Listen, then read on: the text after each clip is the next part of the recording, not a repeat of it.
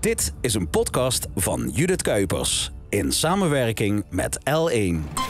Het plaatsje Schimmert ligt 12 kilometer van Maastricht. Een rustig dorpje met zo'n 3000 inwoners. Ja, dit is dus het dorp waar ik geboren ben, opgroeide en nog steeds woon.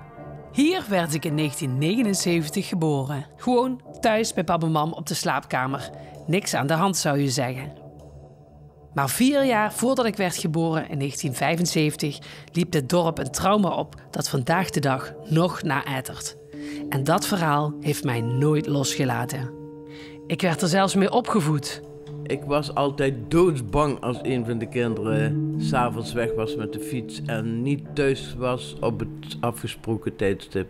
Op 1 september ging Mario Winkens met een vriendin naar de Sint-Rosa-kermis in Sittard. Ze zou na het stappen de laatste bus naar huis nemen, maar die miste ze. Ze leende een brommer en begon via Geleen en Spouwbeek de terugweg naar Schimmert. Maar thuis kwam ze nooit aan. De laatste 2 kilometer voor de plaats waar ze woont maken 's avonds een spookachtige indruk. Op deze weg moet het gebeurd zijn. Waar is Mario gebleven? Dat zij misschien wel misbruikt is, verkracht is, meegenomen is in een auto.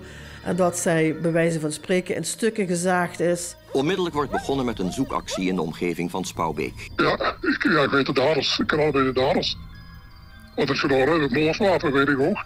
Of leeft ze misschien nog? Ik ben ervan overtuigd dat Mario niet dood is. Mijn naam is Judith Kuipers en dit is de podcast Het Mysterie Mario Winkens.